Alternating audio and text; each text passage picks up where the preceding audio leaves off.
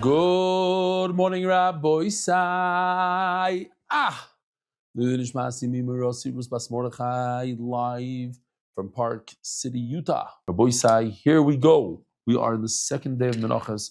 Today we have an easy daf. Most of the daf is going to be discussing this idea that we learned yesterday, that according to Reb Shimon bar Yochai, and Rabbah explains Reb Shimon bar Yochai, that Reb Shimon bar Yochai goes with time of the Kra. Let me look into the reasoning behind what the Torah says. And when you could tell that what a person is doing is false, it's shtusim, so we ignore what he's saying and doing. When a person is saying that he's bringing a flat mincha, but in fact he's bringing a very thick, soft one, so we just ignore him. We say, okay, he said it, but he didn't mean it. And therefore it doesn't ruin it. Whereas when you're doing a karban, you can't tell, because every shechita looks the same, and every Kabbalah Saddam looks the same, every Zrika looks the same. So when a person tells you that I had a mind to bring an oila instead of a shlamim, that ruins the karban in a way. But by mincha it doesn't. So basically, what we're going to be doing today is going through a lot of different cases. Let me throw an example. A karban Pesach we know is a little sheep, less than a year old. So if a person shows up to the Beis Hamikdash with a cow, and he brings a karban Pesach with a cow, so you say the guy is crazy. The guy, he didn't mean it to be a karban Pesach, so it's a joke. Ignore him. You know what I'm saying? So when it's very clear that what the person is saying and doing are so different and they're opposites, then his actions speak louder than words, and therefore his actions are what count, not the words. Does that hold true to everything? And that's where we're going to go through different cases. What if you bring an animal? Another example. What if I'm supposed to bring a 1-year-old animal and I bring a 2-year-old animal? Are those actions that speak louder than words? Or perhaps people don't really know the difference between them. What if I was supposed to bring a male because all oilers are male, and you brought a female? What if I was supposed to bring a female because all chatas are female, most, and I brought a male? Is that an action that speaks louder than words? And that's today's sugya. Like I said, easier stuff today. Zok the Gemara. We're holding 10 lines from the bottom of Beis, Amud Beis. Simin, Oila, Malak, Umitza. These are all the different questions that we're going to bring on this idea of actions speak louder than words. As says the Gemara. Okay, so for this we need to explain a little bit. And here it goes. There are two types of birds that we bring in the Beis Hamikdash: a pigeon and a dove. We bring a oilas ha'oif and chatas ha'oif. That's it. There's no shlamim oif, there's no toida oif, etc. There's only two, a chatas and an oila. There's no shechita on a bird, although today we shech chickens with a knife, not in the Beis Hamikdash. For that we do melika. This is what melika would look like.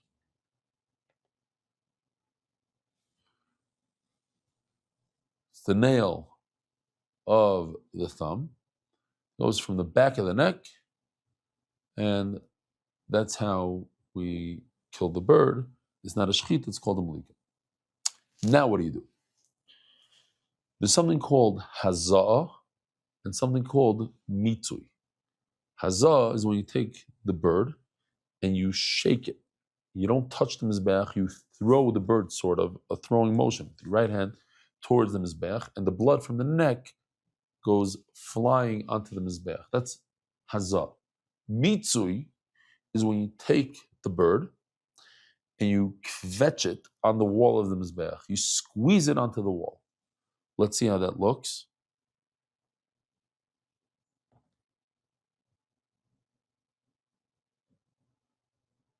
That's mitzui.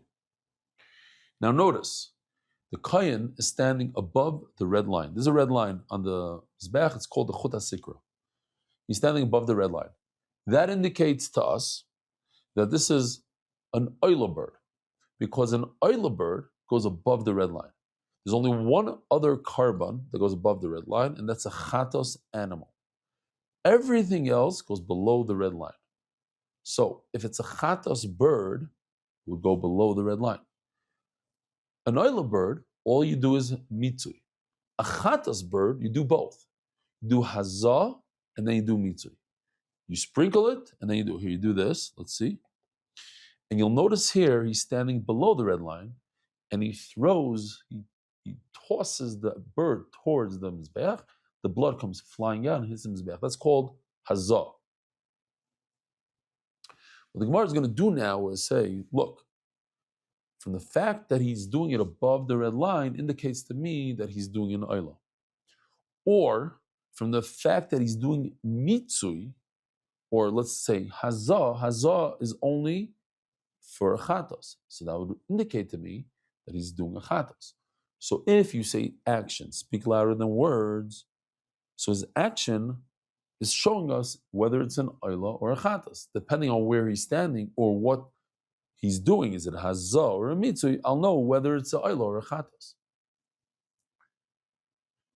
Again, a oila, there's only mitzui. A chatos has hazah, which is the sprinkle, and then mitzui, which is the squeeze. Has both. So let's see inside. If so, now if you take an oila bird and you say it's a chatas bird, but you're above the red line, the fact that you're standing in a place that only is reserved for an oila, so that tells me that it's an oila. The fact that you said that you're doing a chatas means nothing to me. You made a mistake. You misspoke. Your action of being above the red line is louder than the words that you spoke. Teratza, and it should be a good bird. Why? The fact that you're standing above the red line proves to me that you're being makriv, oila bird, not a chatas bird. Because if it was a chatas bird, he would be standing like in this picture below the red line. Says the Gemara, no, that's not a raya. What, you can't perform the malika above the red line? We learned, if you perform the malika with your thumb, you kill the bird with your thumb above the red line, even though it's a chatas, it's kosher. So just the fact that he's standing above the red line doesn't tell me that's an oila. It could be a chatas as well. So now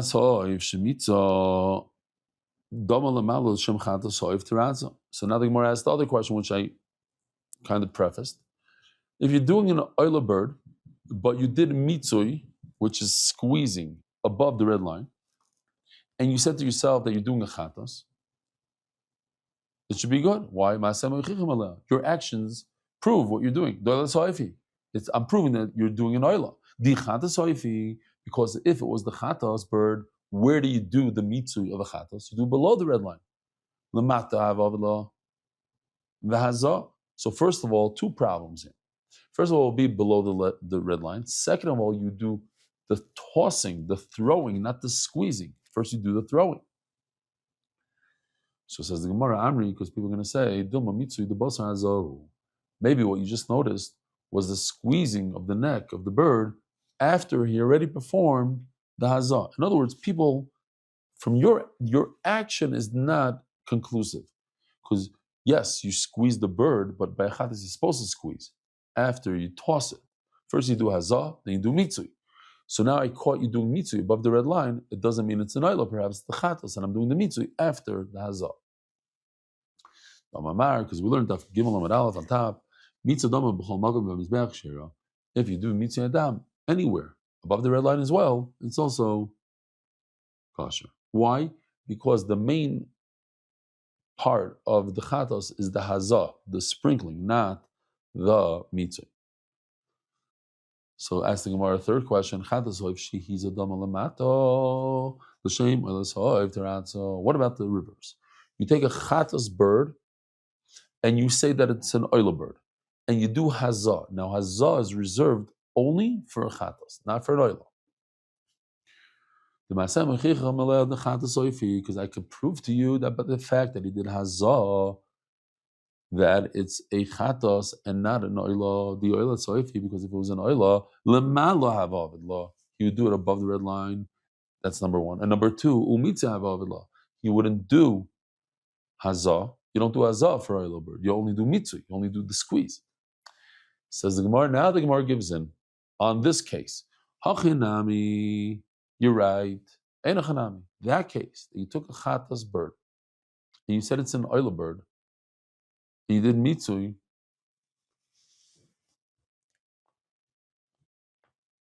Sorry, you did hazah. You took a chatas bird. You did hazah. It's obvious that it's a chatas bird. Elo. But what? What we were saying is that the mincha, you could see the actions speak louder than the words by a mincha, and not by animals. But by birds, yes. You could tell from the action of a bird. I apologize, drink from the bottle.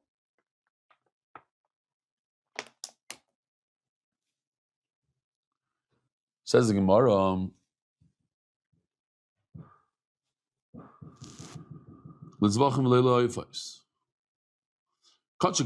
now, another question.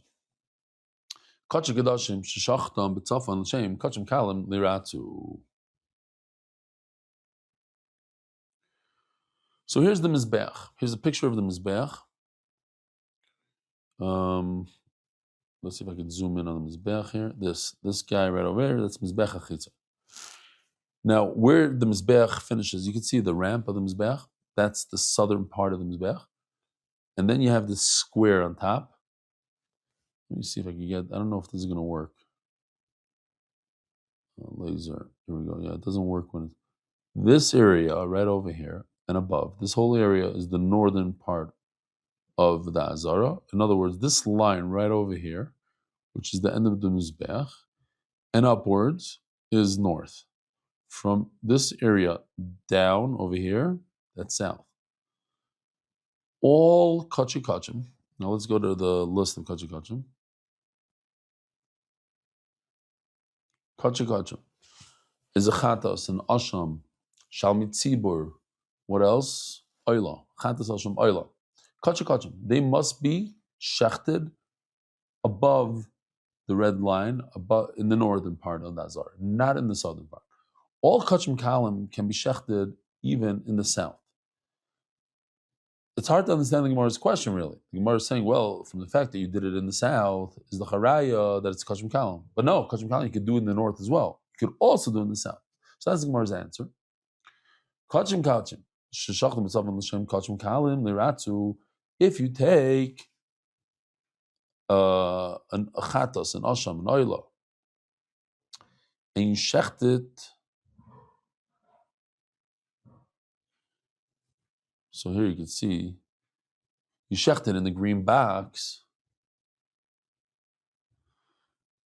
but you have in mind that it should be a shlamim. Let's say take an oila, which belongs only in the green box. And you say it's a shlamim, it's obvious from your actions that you're shechting an oila, not a shlamim. Why? The kachim kalam, because if it was kachim kalam, the dharma have avid, you shecht it in the south.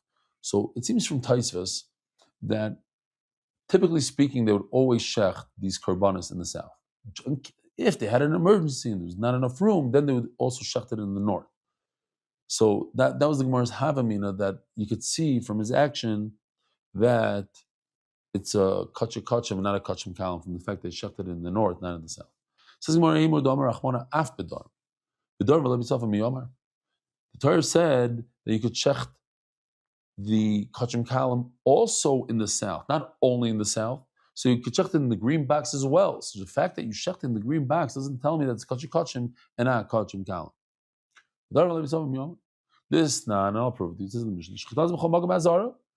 You could shecht it anywhere in the Azara. Oh, so now another question. What if I take kachim kalam? My voice is still shot from Shabbos, by the way. What if you take a shlamim, a toida nazar b'char meiser, and you shecht it in the south? Now it's impossible to say that he shechted a kachim there, because for sure you cannot take an oila or a chatas and shecht it in the south. Those are reserved only to the north. But he said that he's shechting it l'shem oila. He takes a shlamim and he says, but I'm shechting it for an oila. Now we have a situation where ma'asav mechichim, his actions prove that it's not an oila, because he wouldn't shecht an oila in the south. Why? You can prove from his actions the it must be that he's really shechting a shlamim, and he just misspoke and he said that it's oila. The kachim itself and have a if it was the oila, he would only shecht it in the north. Amri, Gemara, no. Now the Gemara goes to something brand new. Amri, kachim ninu. It's in fact kachim. And he was over. Yes, he took an oila and he was over. So now this opens up a box of worms, so to speak. Why? Because once we go that route and we say, oh, a person can be over. So actions don't speak louder than words. Sometimes you take an action and you're being over an isser. So then the same thing would apply to the mincha that we spoke about yesterday. If he's trying to do a thick, soft mincha, so what if he said that it's a thin, hard mincha? Actions speak louder than words. But maybe no, maybe he's being over. So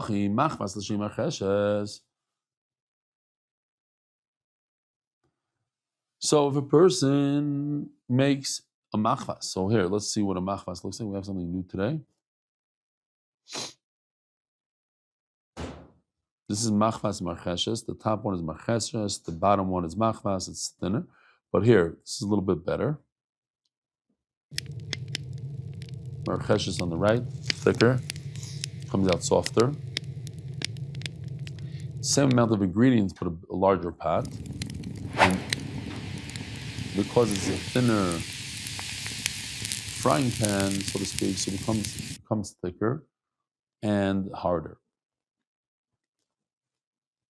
Nami, we should say the same thing. Haidika comments Lila Marcheshes. The fact that he said in his mind that it's the thicker one, Omar Haiber Marcheshes Nodar, or the Maisla Machvas, Bilar Marcheshesi, Uma'aber Udovar. He's being over. That's the Machvas, and he wants to bring it in a frying pan. Says Gemara Hasam, Kinabi Marcheshes Nodar. You're right, since he said his nether was he's going to bring a Marcheshes. Once he changes it and he brings it in a machvas, it turns into machvas. Because now we learned, if he says, I want to bring a machvas, but he brought it in the marcheshes, he said, I want to bring a marcheshes, but the fact is that he brought it in a frying pan, in a machvas. It changes it physically, and memela, he has to rebring it. As Gemara V'dilma Amar Zu. Once he says the word Zu, similar to what we said yesterday, by a neder and a nedava, the nedava means he says Zu, and he's saying this flower specifically. So now it doesn't change. V'dilma Amar Zu. You take out these words, Lahavi b'machvas v'hevi b'marcheshes. The Kilisnan. Zu, Lahavi b'machvas v'hevi b'marcheshes. He says, I want this flower to be a machvas, but at the end of the day, he brought it in a marcheshes.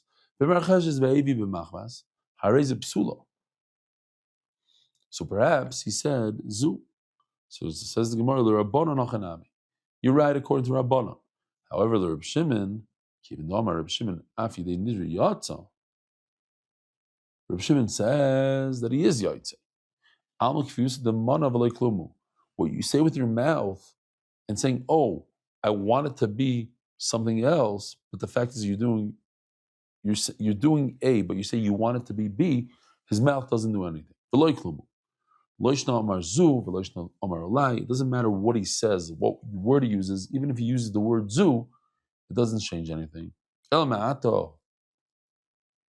Says the Gemara, so we're continuing, we're still probing, we're still pushing, and at the end of the day, we're going to see there are certain things that action speak louder than words, even in Karbanos. If you take an oila is supposed to be male, and you say that it's a chatas, which is always female, not always, but it's supposed to be female. Taratza. Why? Oila is always a male, and chatas is supposed to be female. Says Gemara now, nasi the zacharu, since there's a chatas that the nasi brings, but that particular chatas is a zachar. So it's not 100% that what you're bringing here, the zachar is ayla, because there is a chatas that is a zachar. No idea. Whether or not the nasi has to be there or not be there, it seems like from the sugya, the fact that there is a possibility and somebody standing from the side would be confused, then it's not an action that speaks louder than words. So now the Gemara keeps on going, keeps on pushing. But there is a chatos that's guaranteed to be a female, and you cannot say that it's a nasi. Why? Because Omer Hashem chatos yached, the individual chatos, not the nasis. Michael Meimar. What are you going to say then? What about the reverse? What if you took a chatos, which is a female, and you said it should be an oila? An oila is always a male, so it can't be an oila. It must be a chatos. So your actions are speaking louder than words. So you're going to tell me in that case, it's a good chatos. The chatos in keva oila zocher. Says Gemara mikasi ba'aliyah. Talking about sheep.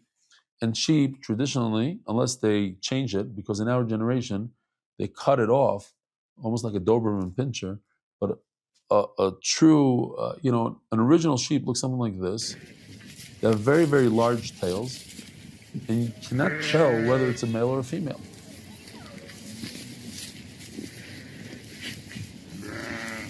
And that's considered like the fattiest part of the sheep, very, very choshev to eat.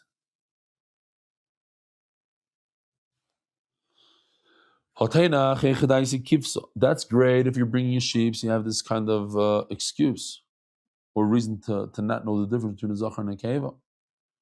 But what if you brought a goat? How would you know that you should know the difference? But to differentiate between when you see a dog in a park and somebody asks you 2 minutes later, was it a male or a female? Usually you don't really pay attention to that. It's not something that's on your mind. Pesach shachtoi l'shem asham. A korban Pesach that you flipped, and that was the first mission of Masechtas Zvachim, that on a korban Pesach, if you flip the designation from a korban Pesach to any other korban, you toss that korban in the garbage. Pesach and Chatas, you toss in the garbage. Other korbanos, you keep on bringing it. The owner has to bring another korban, but it's not possible. A korban Pesach is very sensitive, becomes possible. So if you said that's not a korban Pesach, but it's a korban asham, why throw it out? It's obvious that you meant to bring a korban Pesach. Why? Because the age difference. A korban Pesach has to be less than a year old, and an asham has to be in the second year, from the second year on. If a person said he's going to refrain from drinking wine and grow his hair, not be mitamel l'meis for 30 days typically, and during those 30 days he touched a mace, so he has to bring an asham mitzayra. A nazir, that's a nazir. Asham mitzayra is a person who has tzaras, so he has to bring a korban mitzayra. An asham. Now these are younger ones. These are sheep that are a year old. So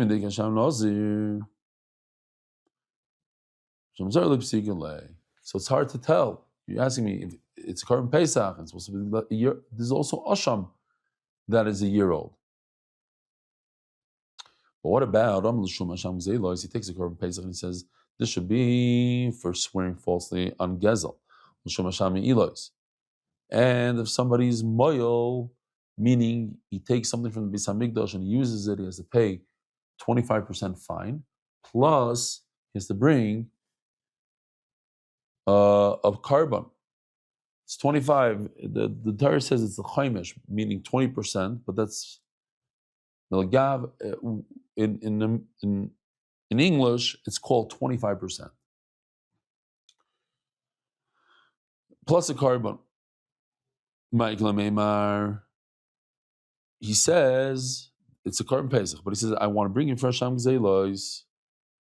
Now it has to be a 2-year-old, and it's obvious.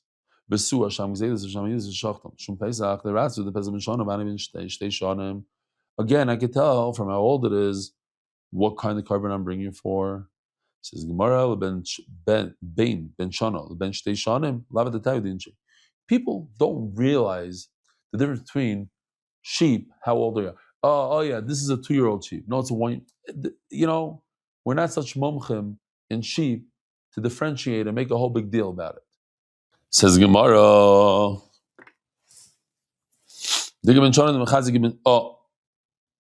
Elo ben shana le ben shtei shonim lavat the tavdin shei ben shana de mersi. Kiben. Sometimes you have a 1-year-old that looks like Kiben Shtayim. Kiben Shtayim, the Mexican Kiben Shana. Another question. What about a goat that you shechted for an asham? Now, asham, you need a sheep. Asham is only a sheep. So if you bring a goat, it's obvious that you didn't bring it as an asham. Says Gemara, no. Amri dichra ukmahu. Maybe it's a sheep that's black. Interesting. In other words, it's not a goat. People don't realize it's a goat. Think that maybe the sheep got a haircut, says Rashi. And therefore it's black. So what's pshat? Well, what's pshat? What do you mean? You take a sheep and give it a haircut, it turns black? Somehow a sheep could look like a goat after you give it a haircut, says Rashi. Ego parish shachlim, we got to pick up some pace here because we have the whole amount of days and we only have like 10 minutes. What if you brought a calf and a bull for a carbon pesach? Everybody knows a carbon pesach has to be a sheep or a smaller animal, not a big giant animal. There is no such thing. Says you're right. You got me. In that one, you got me. Daf Gimel and Beis. What the Gemara said is that in a mincha you can differentiate, but not in karbanos. I didn't mean all karbanos. I meant most. There is an exception to the rule, and that would be if somebody brought a bull for a carbon pesach. That would be obvious that he did not mean to bring it as a carbon pesach. Now we're going back to the question. We had a contradiction. Reb Shimon bar Yochai. Shimon bar Yochai says, on the one hand, he says that if you bring a mincha and you think that it's a marcheshes instead of machvas, that you are yoytze. On the other hand, it says you're not yoytze.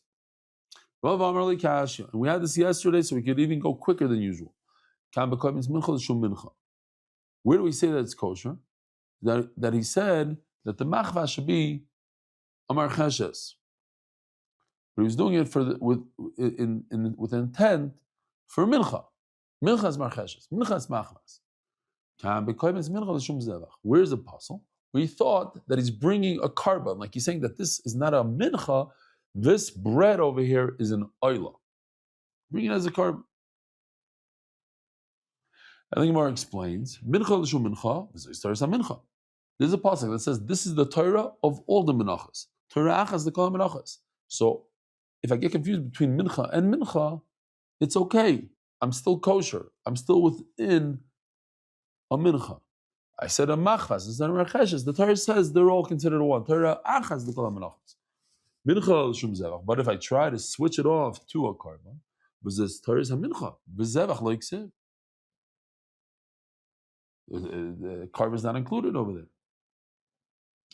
Says Gemara, Vatana, Mabnish Masem, Chichim Oleo Ka'amar. Rabbi Shimon says not because it says Torah Achas, but because I could prove from the action. So Rashi explains that the word deloy is really, it's not deloy, it's minkara.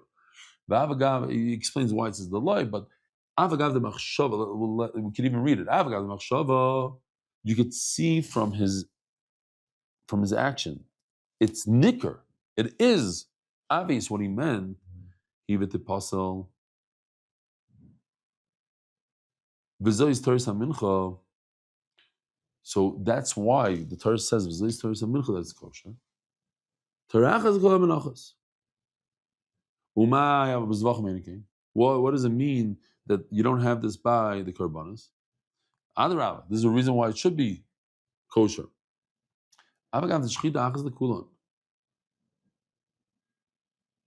So even though there's one shchita for everyone, and there's no concern that maybe people get confused and they'll say that you're allowed to mix things up. This halach only applies to a mincha and not to a korban. Another question, Rabbi Yisrael. A person who ate chelav, he ate forbidden fats, but he brought a korban chatos as if he ate blood. So if a person drinks blood, he has to bring a chatos. But he thought that he's bringing a chatos for chelav, or the reverse, chelav for dam, l'shum chatos avodah zarah. Or he brought the chatos for avodah zarah, l'shum chatos nazir, thinking that it's a chatos nazir, l'shum chatos mitzorah. Take share of it to Ratzah. Dom Rachmana v'zois Torah Sechadas. Based on what you're telling me, that if the Torah says v'zois Torah Sechadas, you have one Torah, one halacha for all chatois, so there's no mixing up. Torah has the kol chatois. The Rav Shimon says the Gemara, Achanam, you're right. According to Rav Shimon, that would be the halacha. You'd be right. So Rabbanon, Rav Chadas Chedesh Shchadas Shem Shchadas Dam Shum Chadas Avodah Zarah. That if you mix up Shera in that, why is it kosher? There are one category of karas. If you drink blood, chelav, karas. Shimchadas nazir, shimchadas mitzayra, psula. But the other chatois, if you mix it up, then it's possible. Why? Dani oil is ba'dayaninu. Mitzayra and the nazir, they bring other karbanos with it, oil, and people are going to get confused. They're going to think that you brought this chatos for an oil. Ragver the Rav Masalei, the kula psula. All these chatos that we just mentioned, if it's chatas dam, chatas chelev, if you mix it up, pasal. Why? V'shachad they saw the chatos, because it says in the pasuk that when you shecht it should be for that chatos. L'shem oisei chatos. You have to have in mind for the right chatos. Rav Ashi Amar Li Kasha. Now, this contradiction that we have between Reb Shimon Bar Yochai, in the one hand he says that if you mix up a mincha, you're yaitza. On the other hand he says you're not yaitza like kasha. Kam b'koimetz machvas shumar cheshes.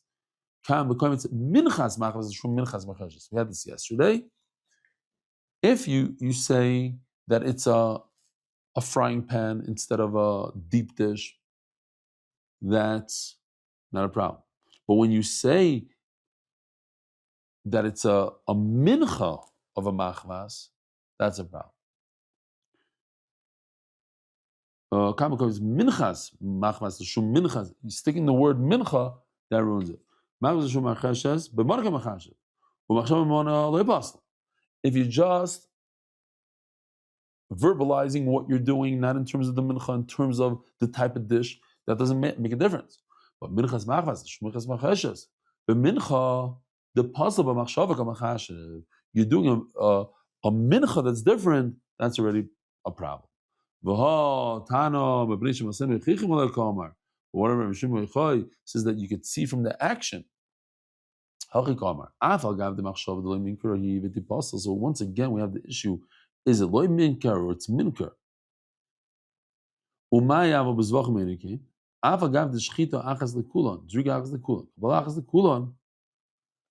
Even though it all looks the same, since you had a different thought in the actual carbon, that actually passes it. Omerli Ravacha, do I have to stop? It's already an hour. Omerli Ravacha, let's just do a few more lines. Omerli Ravacha, the Rav or Ravashi, Charev l'shem blula. If a person takes a dry mincha,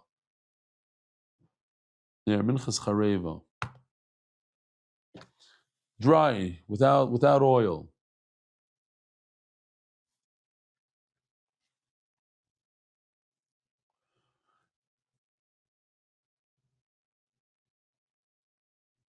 And he did it with the intent. Here's a nice kmitza. He did it with intent that it's bubble, that it has oil, Amai Omer Reb Shimon. Why is it kosher?